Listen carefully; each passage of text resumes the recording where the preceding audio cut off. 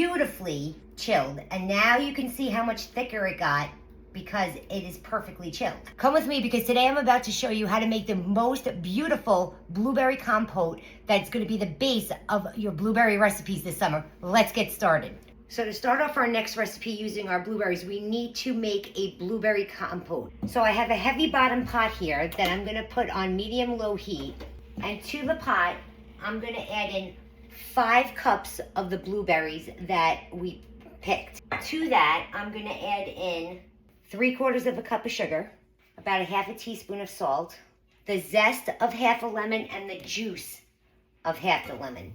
The strainer is just to prevent any seeds or pulp from going into the blueberries, although the pulp wouldn't be bad.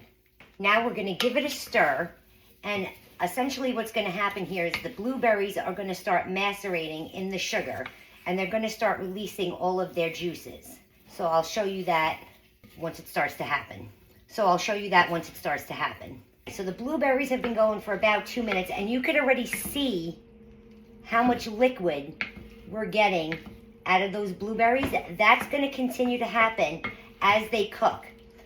And then as they cook and start to break down, we're gonna come behind it and we're gonna just smash up about 1/2 of the blueberries, leaving a couple of whole ones, and then I'll show you the next steps. After 4 to 5 minutes, you could already see how much liquid those blueberries released. And that's exactly what we're looking for. So we're gonna let this reduce down for about 10 to 12 minutes. After that, we're gonna come back and we're gonna check on it, and I'll show you the next step.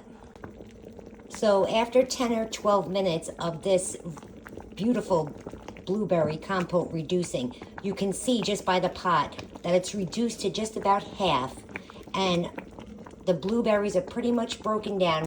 We still have a few whole berries in there, and that's what you want because you want people to know that this is a real blueberries and not a blueberry jam or preserve.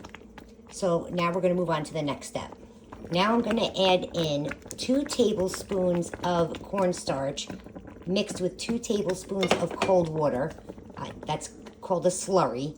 And we're gonna mix that in, and we're gonna cook this for about another minute or 2 minutes, just until it becomes thick and glossy. So now you can see how beautifully glossy this is and how thick it has become. And as it cools, it's gonna become even thicker. So we just have to add in 2 more ingredients. So we remove the compote from the heat, and like I said, you can see how beautifully thick that is. Okay, so I said 2 more ingredients, right? So the first one is a teaspoon of vanilla extract, and you want to add these flavorings off the heat, because if we kept it on the heat would cook out all of the vanilla flavor. So we're going to mix that vanilla in, and that's just going to give it a beautiful background note. Then we're going to add in 2 teaspoons of blueberry emulsion. I'm going to preach these emulsions to you until I'm purple and you start using them, because this, first of all, the aroma of an emulsion far outweighs the fragrance of any extract. It's so much more concentrated than any extract you could ever buy. That's number 1. Number 2, it is going to give these blueberries, just in case you picked a variety that wasn't as beautifully blueberry flavored as we would like, this is going to ensure that that takes place. And trust me when I tell you, it literally takes, trust me when I tell you, an emulsion will take any baked good from a 5 to a 25. Don't be afraid of them.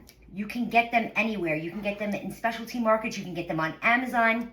And just when you added in that emulsion, there's no doubt that this is blueberry, and it doesn't taste artificial. So now we have that all mixed in. I have a bowl here, a Pyrex bowl with a smaller Pyrex bowl inserted into it, and it's surrounded by ice. Essentially, we have an ice bath here. That is because I want this to cool down quicker than just leaving it at room temperature for a couple of hours. This is gonna take literally half the time. So I'm gonna take that compote and I'm gonna pour it into the bowl. Look at it, absolutely gorgeous, shiny, syrupy, if you will. So I'm going to leave it in this bowl, and every once in a while, I'm going to come around and I'm going to stir it.